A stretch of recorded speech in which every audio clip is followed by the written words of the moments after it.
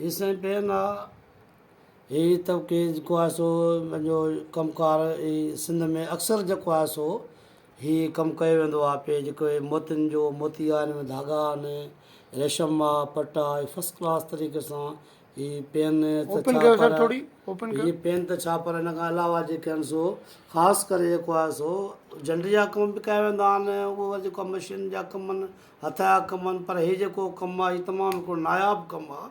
हिन ते अक्सर जेको आहे सो पेनियूं आहिनि या उन खां बाद में जेके आहिनि ख़ासि करे जेको आहे सो गाना हूंदा आहिनि या उन खां बाद में जेके दिला हूंदा आहिनि मटका हूंदा आहिनि उन्हनि ते बि मोतीअ जो कमु जेको आहे सो कयो वेंदो आहे। हीअ असांजे सिंध जी सुञाणप आहे। अच्छा हीअ किथां जी पेन आहे सर? हीअ तक़रीबन मां सम्झां थो जेको आहे जंहिं दोस्त ॾिनी आहे पंहिंजो उहो पंहिंजो हुते पुलिस मैन आहे को जेल ते उनखे का गिफ्ट मिली आहे हुन दोस्तनि खे ॿाहिरि गिफ्ट कई आहे।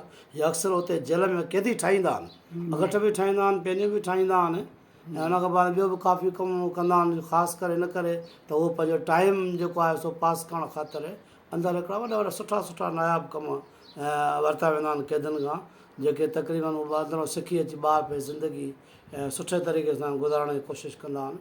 उते पेनियूं ॿियो चओ घणो कुझु ठहियो वेंदो आहे जेको आहे सो अगठ गंजूं या उन खां बाद में जेको आहे सो पेनियूं या उन खां बाद में जेके पटा हूंदा आहिनि के क़िस्म जा फस्ट क्लास जेको हथ जो ख़ासि करे कमु कंदो आहे। हीअ पेन आहे हिन पेन ते को नालो लिखियलु न आहे। अच्छा हीअ गिफ्ट ठाहिनि नालो था बि लिखियलु हूंदो आहे। अच्छा सर हीअ गिफ्ट ठाहिनि था जेके त इहे पैसनि में ॾियनि था या सभु फ्री में ठाहींदा आहिनि?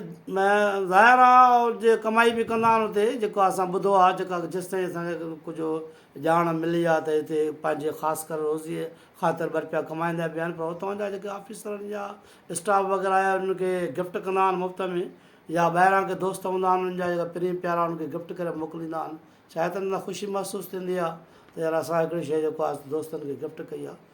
ऐं ॾिसो त केॾी तमामु ॾिसो हिन में मोती ऐं हिकिड़ो रेशम जो जेको पट आहे जेको इस्तेमालु थियलु आहे। वाह वाह सम्झोसीं इन करे हीअ ख़तमु थियण वारी न आहे जेको गोरो आहे हिन जो इहो बि तव्हां जेकर ख़तमु थी चेंज करे सघो था हिनखे सुठे कंहिं तरीक़े सां।